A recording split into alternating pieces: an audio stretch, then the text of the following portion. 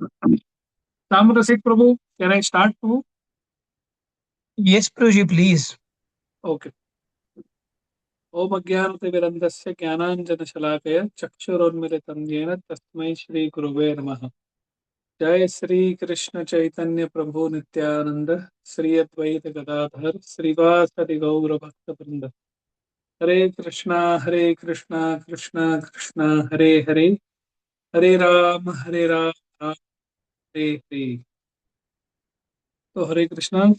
अब सभी के बीच ये मेरा सौभाग्य और परम आनंद है कि मुझे और इस प्रकार से सेवा करने का अवसर प्रदान हुआ है। तो अभी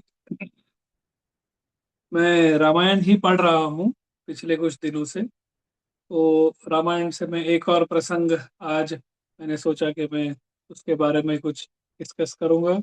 जहाँ तक समय है तब तक हम उस प्रसंग के बारे में चर्चा करेंगे, और जब समय समाप्त हो जाएगा वो प्रसंग वहीं रोक देंगे।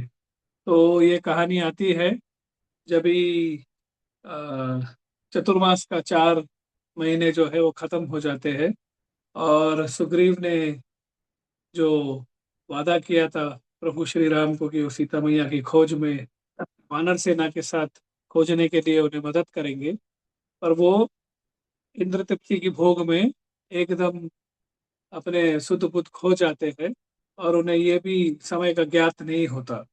तो जब लक्ष्मण वहां पर आते हैं, तब तारा उन्हें कैसे तो कन्विंस कर लेती है, और इसके बाद अब ये प्रसंग शुरू होता है। तो अब सुग्रीव आके लक्ष्मण और राम के पास आ जाते हैं, और उन्हें अब अभी उनकी अक्ल ठिकाने पे आ गई होती है। और तब अब उन्हें याद आ जाता है कि इस सेवा के लिए उनको भगवान श्री राम ने वाली से बचाया था। तो इमीडिएटली सुग्रीव क्या करते हैं, वो अपनी पूरी वानर सेना को समन कर देते हैं। कहते हैं चारों दिशाओं में जिधर भी लोग हैं सभी वानरों को इमीडिएटली यहाँ पर असेंबल होने के लिए बोल दो। तत्पश्चात वो उन्हें आदेश देते हैं, और एकदम सरलता से बोलते हैं कि तुम इस दिशा में जाओ, तुम इस दिशा में जाओ, तुम इस दिशा में जाओ, और तुम इस दिशा में जाओ। और उसके बाद वो कहते हैं यहाँ पर, यहाँ से लेफ्ट लेना, वहां से राइट लेना, यहाँ एक गुफा है, यहाँ पे ये लैंडमार्क है, और यहाँ पे इस यहाँ पर एक गुप्त स्थान है, यहाँ पर जाके चेक करो कि कहीं यहाँ पर तो सीता मैया नहीं है। तो इस प्रकार जब सुग्रीव इतनी एक्सपर्टली ऐसे ऐसे स्थानों को डिस्क्राइब करते हैं, मैं अभी यहाँ ऋषिकेश में आया हूँ। तो कोई नए स्थल में जब आप आते हैं तो आपको रोड्स और रास्ता उतने अच्छे से पता नहीं होता है। अगर आप थोड़े दिन, कोई कोई कोई लोगों को एक्सपर्ट होते हैं, पर फिर राम ने पूछा कि भाई सुग्रीव, तुम इतनी सारे ये जो डायरेक्शन है इतनी अच्छे से तुम्हें ये सब कैसे याद है? तो सुग्रीव ने बताया कि जब मैं मेरे भाई वाली से भाग रहा था तो चारों दिशाओं में मैं भागता था उससे बच के, और इतना मैंने भागा है, इतना भागा है कि अब मुझे ये सब गुप्त स्थान और जहाँ जहाँ लोग छुपते हैं, छुप सकते हैं, इस पे मैं एकदम निष्णात और निपुण हो गया हूँ। तो इस प्रकार से यह सर्च फॉर सीता का जो प्रसंग है, सीता की खोज, यहाँ से ये आरंभ होती है। अब इसके बाद हनुमान जी भी वहां बैठे होते हैं, और हनुमान जी ब्रह्मचारी है। हनुमान जी को लग रहा था ये क्या प्रसंग चालू है, कि उन्होंने देखा कि उतना वो उत्सुक नहीं थे ये सर्च पार्टी के हिस्सा होने के लिए। तो भगवान राम देख रहे थे, और हनुमान जी के मन में विचार आ रहा था कि भगवान राम तो एक बड़े राजा है। अब इतने बड़े राजा होने के बाद वो अपनी रानी के जो सेपरेशन में इतना विलाप क्यों कर रहे हैं? इतना विलाप, इतना विलाप कर रहे हैं कि उनको समय का ज्ञात नहीं है। कब सुबह हो गई, कब शाम हो गई, खाना खाना है, उठना है, स्नान करना है, नए वस्त्र पहनने हैं, कुछ भी राम को ज्ञात नहीं है। तो हनुमान यह सोच रहे थे, और वो ऐसा सोच रहे थे कि एक एक रानी के पीछे ये इतना लैमेंटेशन, इतना शोक, इतना दुख राम क्यों प्रकट कर रहे हैं। तो तभी राम ने हनुमान का हृदय जो है पढ़ लिया था, और राम ने देखा कि यही असली सही कैंडिडेट है जो सीता मैया की खोज में इन्हें भेजना चाहिए। तो सुग्रीव ने उत्तर पश्चिम सब जगह भेजे थे। तो दक्षिण की दिशा में सुग्रीव ने नियुक्त किया अंगद, जामवंत और हनुमान को भी वो सर्च पार्टी में उन्होंने डाल दिया। तो अब भगवान राम ने अपना जो एक अंगूठी था निशानी के तौर पे उन्होंने नियुक्त किया कि हनुमान को ही आकर वो अंगूठी दे दे। और आचार्य बताते हैं कि हनुमान जी की ये उत्सुकता थी या जिज्ञासा जो थी कि ये जानने के लिए कि प्रभु राम एक स्त्री के पीछे इतना क्यों पीड़ित है, उनके विलाप में ये इतना सब कुछ उन्होंने अपना कार्यभार सब छोड़ दिया है।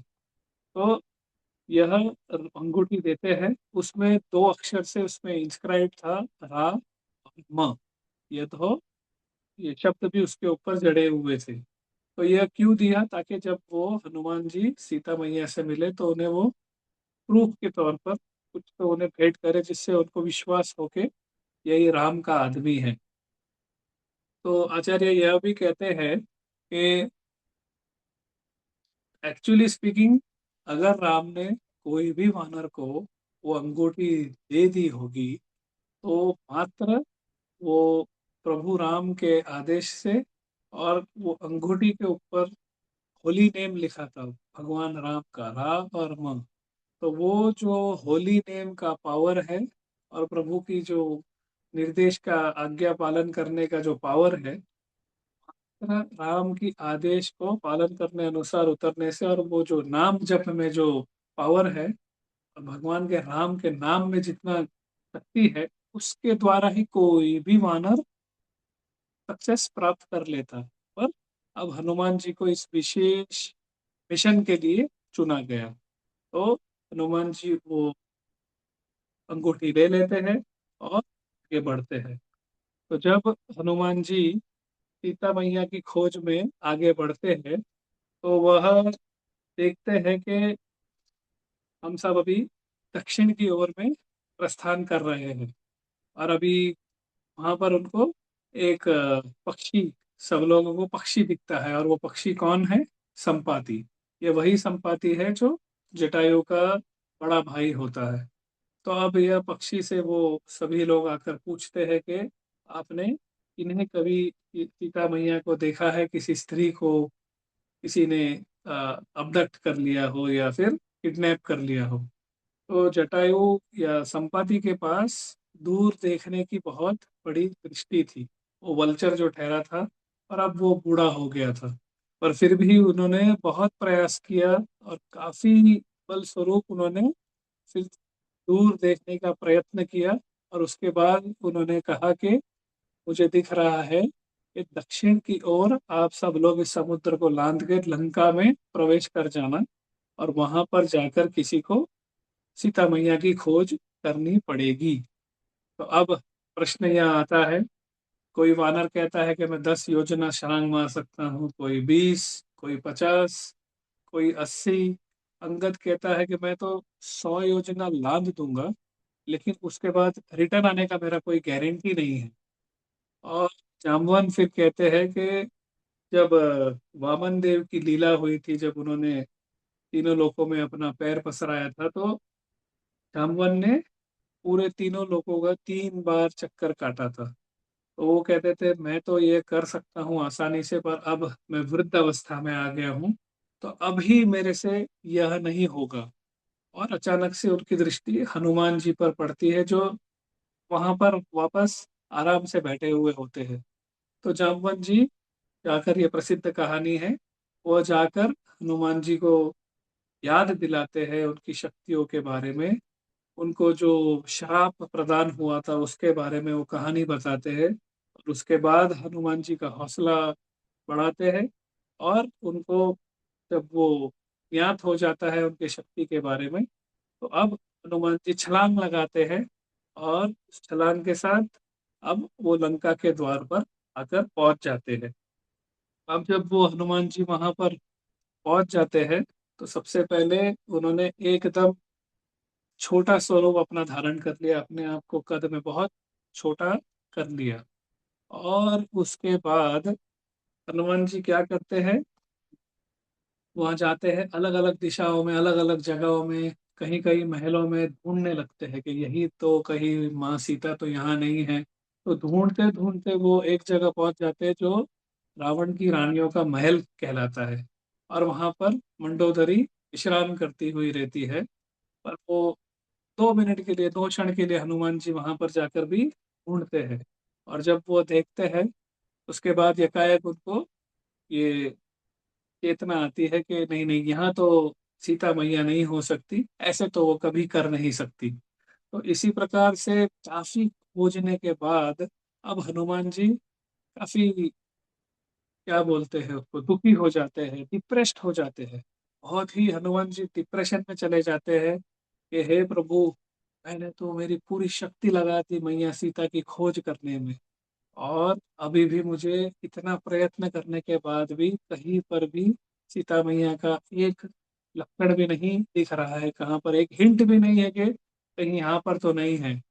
और तभी यह हमारे लिए, जैसे हम जीव है तो हमारे लिए एक सीख है कि जीवन में बहुत कठिनाइयाँ आएंगे, बाधाएं आएंगे, लेकिन जब जब ऐसे अवसर आएंगे तो हमें भगवान के ऊपर डिपेंड होना चाहिए। तो हनुमान जी ने क्या किया, उसी क्षण उन्होंने प्रभु श्री राम को याद किया, प्रार्थना की, और उन्होंने यह प्रार्थना की, हे प्रभु, अगर मेरे में सच्चे निस्वार्थ मन से सेवा करने की भावना हो तो कृपया कर कर मुझे मेरा मार्गदर्शन कीजिए।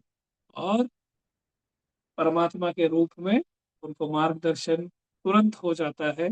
और थोड़े ही देर में अब वो अशोक वन में आ जाते हैं, जहां पर अब उनकी दृष्टि मैया सीता के ऊपर पड़ती है।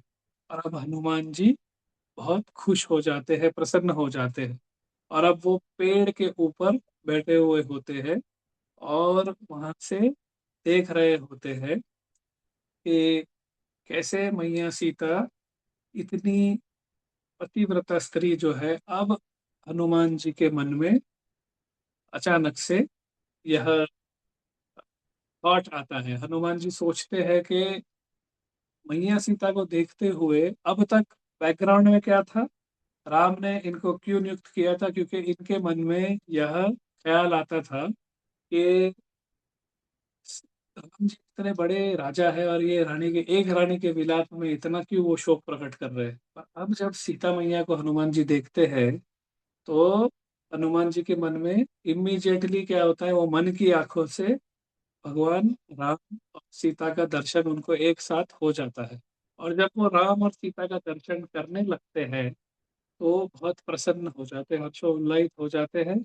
और उसके बाद उनके मन में यह ख्याल आता है कि मेरे प्रभु श्री राम कितने कठोर निर्दयी व्यक्ति है कि ऐसी जो पत्नी है मैया सीता को खो जाने के बाद वो अपना सुतुपुत खाली खोए बैठे हैं, लेकिन अभी तक उनके जीवन में प्राण है, उनके शरीर में प्राण कैसे बच गए हैं, अभी तक वो उन्होंने देह त्याग क्यों नहीं किया।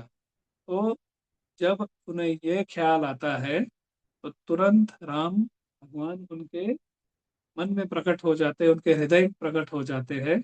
और हनुमान जी को राम बतलाते हैं कि हे हनुमान, अब आप समझे कि मैंने तुम्हें ही इस सेवा के लिए क्यों चुना, क्योंकि तुम डाउट कर रहे थे, तुम्हारा प्रश्न था कि मैं इतना विलाप क्यों कर रहा था जब मैया सीता मुझसे बिछड़ गई थी। तो अब हनुमान जी को इसका आंसर मिल गया, हम सभी को भी आंसर मिल गया, हमारा डाउट भी क्लियर हो गया। तो अब इसमें बताया जाता है कि हनुमान जी जब सीता मैया को अब इस अवस्था में देखते हैं तो इमीडिएटली तो वो कुछ कह नहीं पाते हैं, क्योंकि थोड़े ही देर में वहां पर रावण प्रकट हो जाते हैं, अपने कुछ लोगों के साथ आते हैं। और यह रामायण में लिखा गया है कि उन्होंने 700 राक्षसी को वहां पर ठहराया था। किस लिए? ताकि वो सीता मैया को किसी प्रकार से डरा धमका के, समझा बुझा के रावण की शरण में आ जाए और उन्हें भोग करने के लिए वो तैयार हो जाए, इस चीज के लिए उन्होंने इतने सारे राक्षसी को वहाँ नियुक्त किया था। तो जब रावण वहां आता है तो तीन लोग बहुत ही, तीनों लोगों का विलाप होता है, वो शोक प्रकट करते हैं या वो फ्रस्ट्रेटेड रहते हैं। सबसे पहला कौन वहां पर? हनुमान जी। हनुमान जी क्यों फ्रस्ट्रेटेड रहते हैं? हनुमान जी को यह दुख हो रहा है कि मैं यहाँ पर बैठने के बाद भी, इतने नजदीक रहने के बाद भी यहाँ कुछ कर नहीं सक रहा हूँ, मैं हेल्पलेस हूँ कि मैं इस रावण को इस क्षण जाकर उनकी गर्दन मरोड़ नहीं पा रहा हूँ। सीता मैया भी शोक कर रही है, वो बहुत दुखी है, पीड़ित है। क्यों? क्योंकि वो समझ रही है कि हे प्रभु, मुझे किस अवस्था में आपने यहाँ पर ला दिया है। इतने दिन हो गए हैं आप मेरी रक्षा करने के लिए अभी तक नहीं आए, और क्या हो गया, मुझे इस रावण की शरण में यहाँ रहने के लिए मैं मजबूर हूँ। तो सीता मैया यहाँ सोचकर, और इनके कितने सारे मैं दुष्कर्म ऐसे मैं भोगती रहूं, तो वहां दुखी हो जाती है। और रावण भी दुखी है वहां पर। रावण क्यों दुखी है? वो भी पेन में है। उसे भी यह ज्ञात का दुख है कि इंद्र तृप्ति करने की भोग की वस्तु मेरे सामने खड़ी है, लेकिन मैं यह नहीं कर पा रहा हूँ। क्यों? क्योंकि रावण को श्राप दिया गया था कि जब तक वो उनकी सम्मति नहीं होगी तो यह भोग नहीं कर पाएंगे। तो वहां पर उपस्थित तीनों लोग अपने अपने मन में पीड़ित थे। तो इसके बाद हनुमान जी यह भी कहते हैं कि दुष्कर्म कृतवान रामा। जब उन्होंने सीता मैया को देख लिया इस अवस्था में, तो उनके मन में यह श्लोक भी उत्पन्न होता है, दुष्कर्म कृतवान रामा। इसका अर्थ है कि हे प्रभु, आप वो राम कितने महान हैं, जिन्होंने सीता जैसी पत्नी को का अपहरण हो जाने के बाद भी कैसे तो अपने प्राण अपने शरीर में उन्होंने रखा है और अपने कार्यभार को संभाला गया है। तो यह जब हनुमान को ज्ञात हो जाता है तो यह भी रामायण की एक विशेषता है। तो अब आचार्य बताते हैं कि यहाँ पर रामायण में सुंदर उल्लेख दिया गया है कि सीता जो है वो रावण के समक्ष भी रहकर, क्या ऐसी चीज थी कि किसके बिना वो अभी भी जीवित है, कैसे उनके प्राण शरीर के अंदर अभी भी मौजूद है। तो तीन रीजन देते हैं। क्या सीता मैया धर्म का पालन इतने अच्छे से कर रही है कि वो धर्म है जिन्होंने सीता की रक्षा की है लंका में रहने के पश्चात भी। दूसरा है कि सीता के जो पिता है जनक महाराज, उनके जो पुण्य कर्म, इतने सारे जन्मों के पुण्य कर्मों का फल स्वरूप सीता मैया को यहाँ पर भी उन्होंने सेफ्टी प्रदान की है, उसकी सुरक्षा की है। और तीसरा जो है कि इतनी प्रतिव्रता स्त्री है सीता मैया, जिसके फल स्वरूप इतनी शक्ति उन्होंने अर्जित किया है कि वो यहाँ पर इस परिस्थिति में भी उनको जूझने की शक्ति देती है।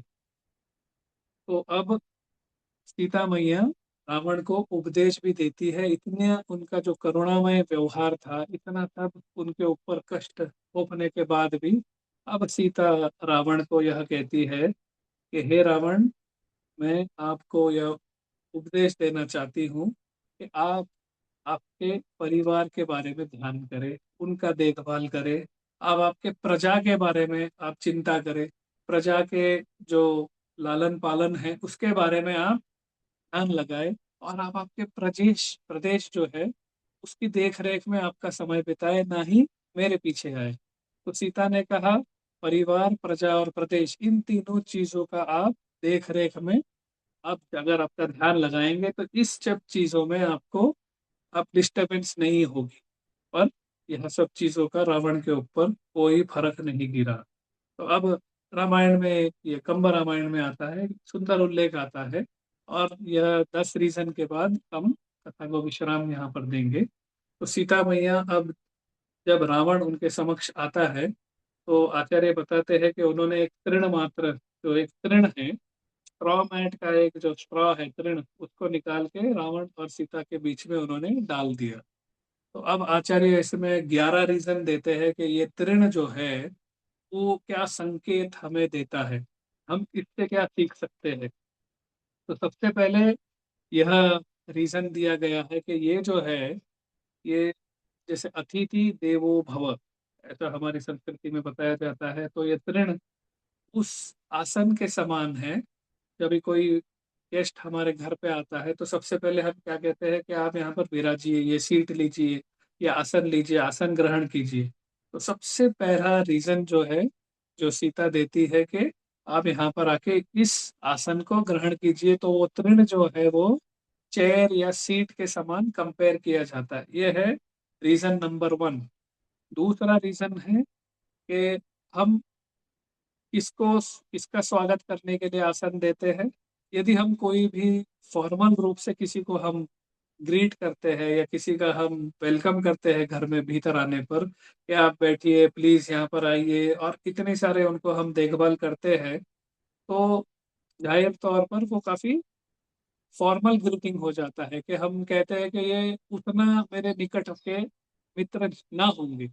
और यदि हमारा कोई निकट का मित्र हमारे घर आ जाता है तो इतना फॉर्मेलिटी करने की जरूरत नहीं है। वो खुद ही आके सोफा पे बैठ जाएगा, खाने पीने के लिए क्या वस्तु है वही खुद ड्रॉवर खोल के ले लेगा, या टीवी ऑन कर देगा या एसी ऑन कर देगा। तो हम आपको उसको आसन ग्रहण करने को बोलने के लिए नहीं पड़ता है।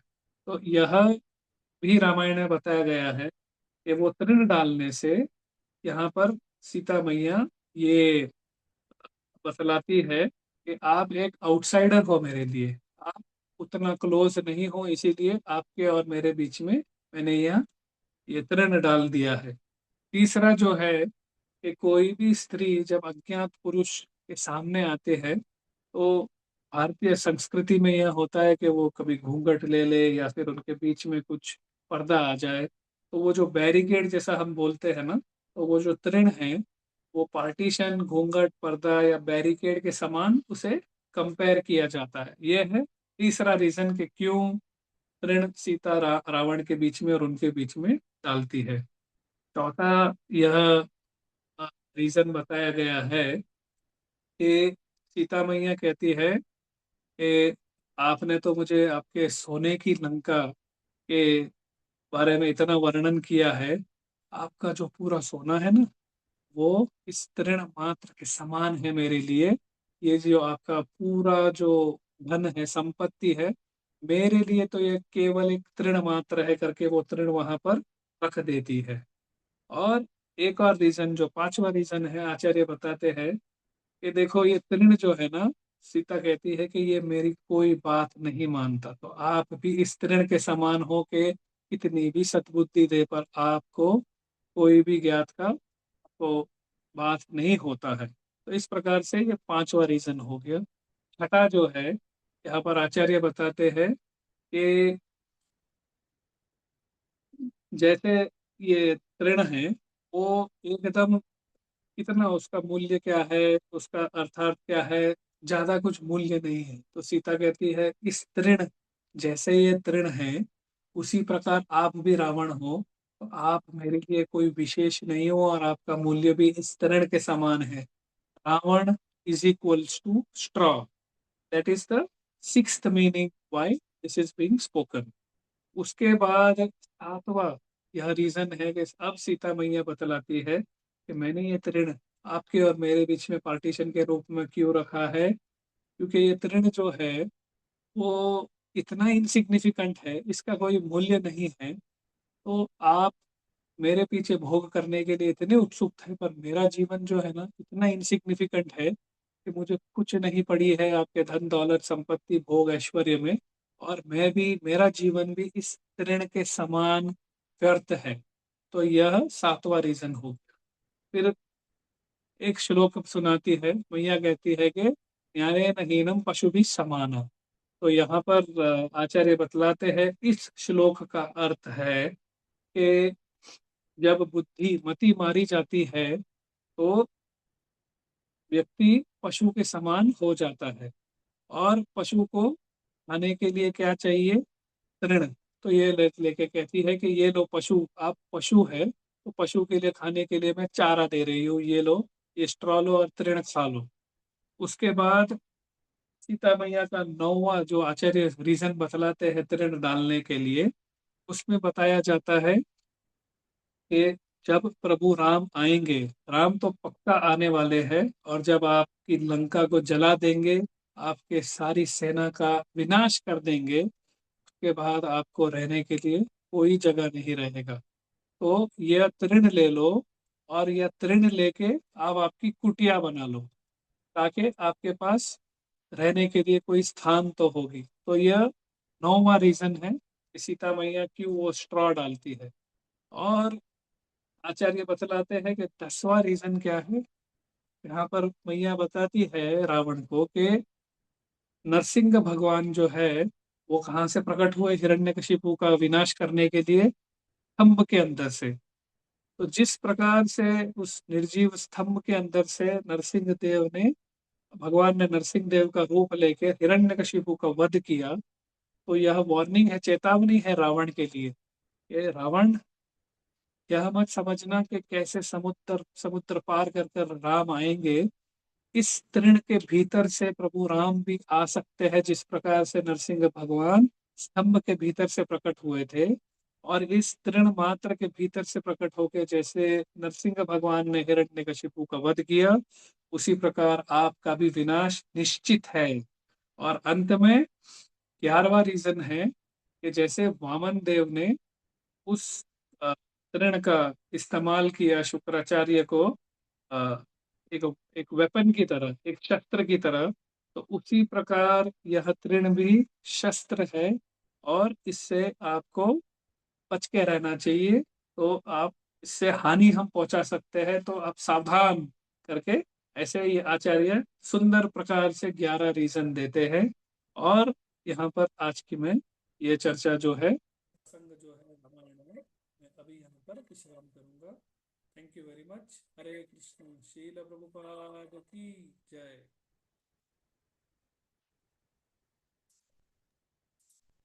बहुत बहुत धन्यवाद राधेशलाल प्रभु, हमें इतना सुंदर रामायण सुनाने के लिए। आशा करते हैं हमें आपका संग ऐसे ही प्राप्त होता रहेगा। हरि बोल। हरे कृष्ण। सभी के लिए ऋषिकेश से गंगा मैया में मैं प्रार्थना करूंगा, और जब डुबकी मारूंगा तो आप सभी भक्तों को याद रखूंगा। हरे जय कृष्ण। हो, हरि हरि बोल।